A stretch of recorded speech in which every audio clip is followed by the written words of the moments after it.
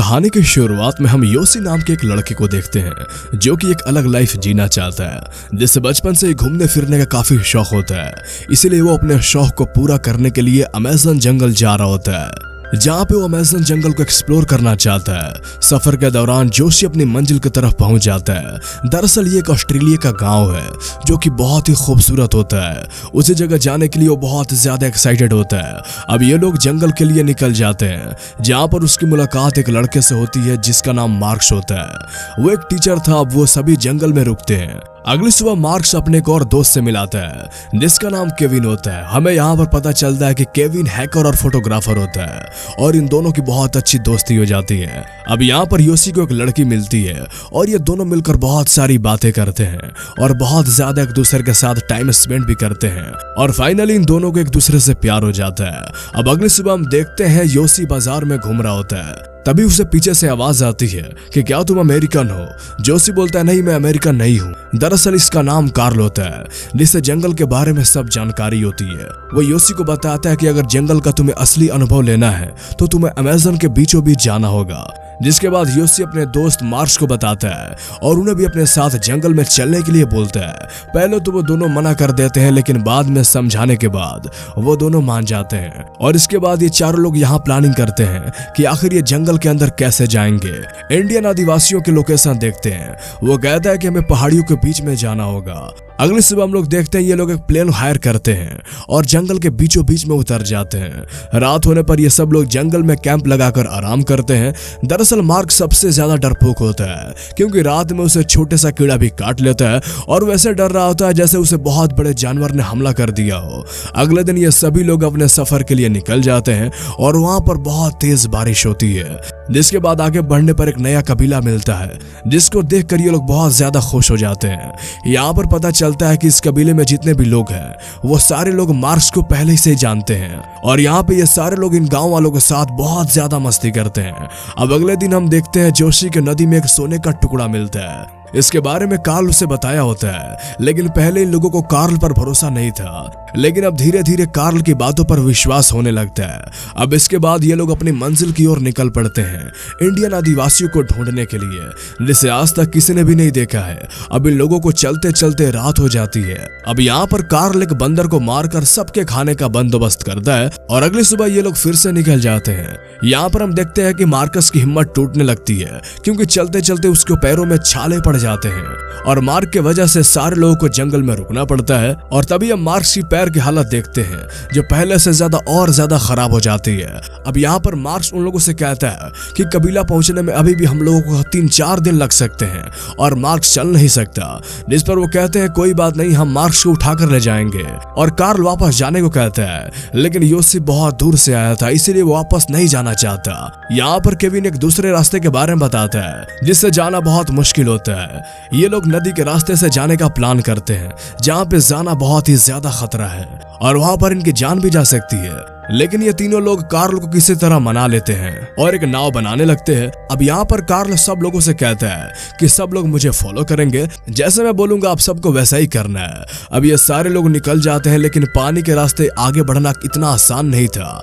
आगे उन सब के आगे बहुत बड़ी चट्टानें आ जाती है और इस नदी की पानी की बहाव भी अब बहुत तेज हो जाती है और इस नदी की बहाव इतनी तेज होती है कि इन लोगों की बोट उल्टा बहने लगती है। अब केविन कहने लगता है कि हमें नदी की बहाव में चलने चाहिए, लेकिन कार्ल उसकी बात नहीं मानता और कार्ल और केविन के बीच बहस शुरू हो जाती है। लेकिन योशी उन लोगों को रोक लेता है और उस नाव को दोबारा किनारे पर लगाया जाता है। यहाँ पर कार्ल लोगों पर बहुत ज्यादा गुस्सा होता है, कहता है कि हम सब यही रुकेंगे और फिर हम दोबारा अपना सफर तय करेंगे। और केविन उसके पास आता है और कहता है शायद कार्ल को तैरने नहीं आता, इसलिए शायद वो पानी से डरता है। दरअसल कार्ल को सच में तैरने नहीं आता, इसलिए वो नदी के रास्ते से जाना नहीं चाहता था। अब ये लोग किसी तरह रात को काटने के बाद सुबह चलने की तैयारी करते हैं, लेकिन कार्ल यहाँ पर इरादा बदल लेता है और लोगों को पैदल जाने के लिए कहता है। अब ये सब सुनकर उनकी परेशानी और भी बढ़ जाती है। अब सुबह ये डिसाइड करते हैं कि 2 लोग पैदल जाएंगे और 2 लोग नाव लेकर जाएंगे। इसके बाद मार्क्स और कार्ल एक साथ अपनी मंजिल की ओर निकल जाते हैं और केविन और योशी अपनी राह पर निकल जाते हैं और वो दोनों बहुत ही ज्यादा खुश होते हैं क्योंकि नाव का कंट्रोल अब पूरे उनके पास होता है। अब ये लोग आगे बढ़ना चालू कर देते हैं, लेकिन ये सफर इतना आसान नहीं होता है।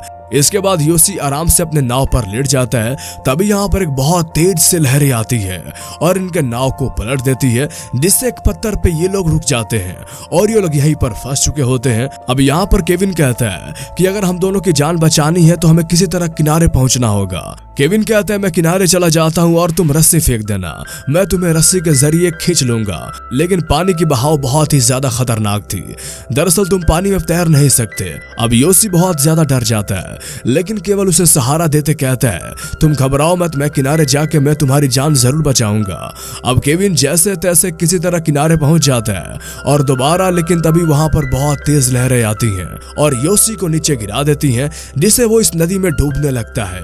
अब केविन उसे चिल्लाता है, लेकिन पानी की बहाव इतनी तेज होती है कि योशी काफी आगे निकल जाता है। अब वो किसी तरह नदी में एक चट्टान को पकड़ लेता है और उसकी मदद से वो बाहर आने लगता है और वो केविन को आवाज लगाता है और उसे ढूंढने की बहुत ज्यादा कोशिश करता है। दरअसल नदी की बहाव इतना तेज थी कि योशी बहुत ही दूर आ चुका है। केविन बहुत ही पीछे छूट जाता है। अब योशी इस बड़े जंगल में अकेले फंस जाता है और इस वक्त बहुत जोर से बारिश होनी शुरू हो जाती है और उसके पास ना खाने को कुछ होता है और ना ही रहने के लिए कुछ होता है। लेकिन तभी उसे नदी में उसका बैग दिख जाता है और वो किसी तरह नदी के किनारे जाता है, अपने बैग को वापस खींच लेता है, जिसमें उसकी एक छोटी सी बाइबल होती है और उस बैग में उसकी दवाई होती है, जिसको खाने के बाद उसको थोड़ी सी राहत मिलती है। और इसके बाद वो केविन को ढूंढने के लिए निकल जाता है। अब वो दोबारा से आवाज लगा रहा होता है, लेकिन केविन उसे कहीं नजर नहीं आता। अब ये निराश होकर वहीं पर बैठ जाता है, लेकिन वो भी अभी हार मानने वाला नहीं था। वो अपना बैग खोलता है और उसमें से मैप को बाहर निकालता है और नदी का नक्शा देखता है और डिसाइड करता है कि वो नदी के रास्ते से आगे बढ़ेगा। और उसे अब बहुत तेजी से भूख लगी होती है, लेकिन उसके पास खाने के लिए कुछ भी नहीं होता। तभी यहाँ पर रात हो जाती है और ये सो जाता है। रात में किसी की आवाज आती है, उसे ऐसा लगता है जैसे वो केविन है। तो उसके सामने अचानक मार्कस दिखाई देता है, जिसे देखकर वो बहुत ज्यादा खुश हो जाता है और वो जैसे ही टॉर्च जलाता है वहां पर कोई नहीं होता है। दरअसल ये योशी का भ्रम होता है। अब ये निराश होकर सो जाता है। अगली सुबह जब वो सोकर उठता है तो उसके माथे पर बहुत तेज दर्द होता है। अब जब वो अपने माथे को देखता है तो उसे ऐसा फील होता है कि उसके स्किन में कोई कीड़ा घुस गया है। अब यहाँ पर एक चाकू की मदद से अपनी स्किन को काटकर उस कीड़े को बाहर निकालता है और यहाँ पर योशी को बहुत ज्यादा दर्द होता है, लेकिन इसके पास और कोई रास्ता नहीं होता है। अब योशी आगे बढ़ना चालू करता है। कुछ दूर आगे बढ़ने के बाद उसे चिड़ियों के अंडे मिलते हैं और ये जब ये अंडों को खाने के लिए फोड़ता है, जिसके अंदर चिड़ियों के बच्चे होते हैं, लेकिन योशी को बहुत तेज भूख लगी होती है। वो उन बच्चों को ही खा लेता है। इसके बाद फिर से वो आगे बढ़ना शुरू करता है। अब कुछ दूर आगे बढ़ने के बाद उसे कुछ लोगों का सामान मिलता है। अब योशी यहाँ पर थोड़ी देर आराम करता है। तभी वो अपने जूते निकाल कर देखता है कि उसके पैर काफी ज्यादा जख्मी हो चुके हैं। अब ये सब देखकर उसकी हिम्मत टूट जाती है और उसे मार्कस की याद आ जाती है कि उसका जख्मी पैर था और उसे कैसा लग रहा होगा। वो मन ही मन में मार्कस को सॉरी बोल रहा होता है और फिर अपनी मंजिल की तरफ आगे बढ़ता है, जहाँ उसे कुछ पैरों के निशान मिलते हैं, जिसे देखकर वो बहुत ज्यादा खुश हो जाता है। उसे ऐसा लगता है जैसे ये केविन के पैर का निशान है। और फिर उसे कुछ दूर आगे चलने के बाद अंडे के टुकड़े दिखाई देते हैं, जिससे पता चलता है कि ये वही अंडे हैं जिसने वो खाया है। तब उसको समझ में आ जाता है कि वो घूम फिर कर वही जगह पर आ चुका है। उसके बाद वो और भी ज्यादा निराश हो जाता है। दूसरी ओर देखते हैं कि केविन नदी के किनारे पड़ा हुआ मिलता है, जिसके बाद गांव वाले केविन को उठाकर अपने गांव ले जाते हैं, जहां पर केविन ठीक होने के बाद पुलिस स्टेशन जाता है और ऑफिसर से कहता है कि उसका दोस्त अभी भी जंगल में फंसा हुआ है और हमें उसे ढूंढना होगा। जिसके बाद ऑफिसर उसकी बात मान जाता है और एक प्लेन की मदद से उसको ढूंढने को शुरू कर देता है। दूसरी तरफ हम देखते हैं योशी जो प्लेन की आवाज सुनकर आता है और लाल कपड़ा को लेकर आसमान में लहरा रहा होता है, लेकिन वो लोग उसे देख नहीं पाते हैं, इसलिए वो लोग खाली हाथ लौट जाते हैं। लेकिन यहाँ पर केविन हार नहीं मानता और वो एक बोट ड्राइवर से कहता है, लेकिन बोट ड्राइवर उसे मना कर देता है। वो कहता है तुम्हारे दोस्त को खो हुए 3 हफ्ते हो गए हैं और शायद तुम्हारा दोस्त मर चुका होगा, इसलिए उसको ढूंढना बहुत मुश्किल होगा। लेकिन केविन को भरोसा होता है कि उसका दोस्त जंगल में जिंदा होगा। इसके बाद वो लोग नदी के रास्ते जंगल की ओर निकल जाते हैं। दूसरी तरफ हम योशी को देखते हैं जो कि जमीन पर पड़ा होता है और उसकी हालत बहुत ही ज्यादा खराब हो चुकी होती है। लेकिन तभी उसे एक आदिवासी लड़की दिखाई देती है, लेकिन वो लड़की योशी से डरकर भागने लगती है। यहाँ पर उसको ऐसा लगता है जैसे ये लड़की भी रास्ता भटक चुकी है और फिर उसे पता चलता है कि वाकई ये लड़की रास्ता भूल चुकी है और उसके पास भी खाने को कुछ भी नहीं है और ना ही रहने को कुछ होता है। दरअसल उस लड़की को इंग्लिश बोलना नहीं आती है, लेकिन फिर भी वो उससे बातें करना चाहता है क्योंकि वो बहुत दिनों के बाद किसी से बातें कर रहा होता है। और वो लड़की उससे बात नहीं करती है, पर फिर भी ये उससे बोलना चाह रहा है क्योंकि इसे बहुत वक्त हो गया रहता है किसी से बातें करते हुए। अब ये फिर दोनों आगे बढ़ते हैं और रात होने पर ये दोनों सो जाते हैं, लेकिन सुबह होने के बाद देखते हैं कि लड़की वहां से गायब होती है। यहाँ पर पता चलता है कि वो लड़की दरअसल वहां पर अभी थी ही नहीं। ये सब योशी का वहम होता है। अब धीरे धीरे योशी भूख और प्यास के कारण अपना मानसिक संतुलन खोने लगता है और पागलों जैसी हरकत करने लगता है। और आगे बढ़ते हुए उसका पैर अचानक दलदल में फंस जाता है, जिसके बाद वो अपने आप को कंट्रोल करने की कोशिश करता है। लेकिन तभी उसे एक बात याद आती है कि ईश्वर हमेशा हमारे साथ होता है और वो जैसे तैसे किसी तरह उस दलदल से बाहर निकल जाता है। लेकिन उसकी समस्या नहीं होती है। अब उसके शरीर में जंगल की चींटियां लग जाती हैं और उसे बहुत जोरों से काटती हैं, जिसकी वजह से वो परेशान हो जाता है। इस दौरान उसकी जिंदगी फ्लैशबैक में दिखने लगती है। इसके बाद थोड़ी सी राहत मिलने के बाद वो एक नदी के पास पहुंच जाता है, जहां पर वो कछुए से बातें कर रहा होता है। और अब उसकी सारी हिम्मत टूट चुकी है और वो सोचते सोचते वहीं पर सो जाता है। अगली सुबह हम देखते हैं कि केविन उसको ढूंढते हुए जंगल में आ गया है और चारों तरफ उसे ढूंढने लगता है, लेकिन उसे कहीं भी योशी नहीं दिखाई देता। अब उसे भी लगने लगता है कि शायद उसका दोस्त मर चुका है। अब वो वापस जाने की तैयारी करने लगता है, लेकिन तभी हम देखते हैं कि योशी को आवाज आने लगती है। दरअसल वो एक गड्ढे के अंदर सोया हुआ था, जिसके वजह से केविन उसे देख नहीं पाया।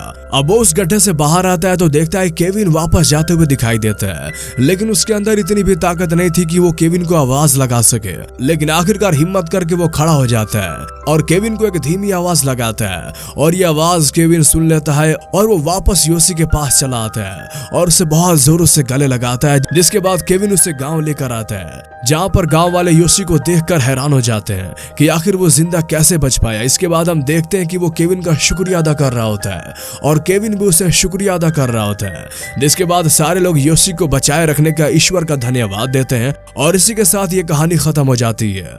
दोस्तों, इस कहानी से हमें बहुत कुछ सीखने को मिलती है कि जिंदगी में किसी भी परिस्थिति में हमें कभी भी हार नहीं माननी चाहिए और हमें अपनी परिस्थितियों का डटकर सामना करना चाहिए, क्योंकि वक्त हमेशा जैसा नहीं होता है, एक ना एक दिन बदल ही जाता है। तो दोस्तों, उम्मीद करते हैं आपको ये वीडियो हमारी अच्छी लगी होगी। अगर इस तरह के और भी वीडियोस देखना चाहते हैं तो हमारे चैनल को भी सब्सक्राइब कर लें। तो फिर मिलते हैं अगले वीडियो में, तब तक के लिए गुड बाय।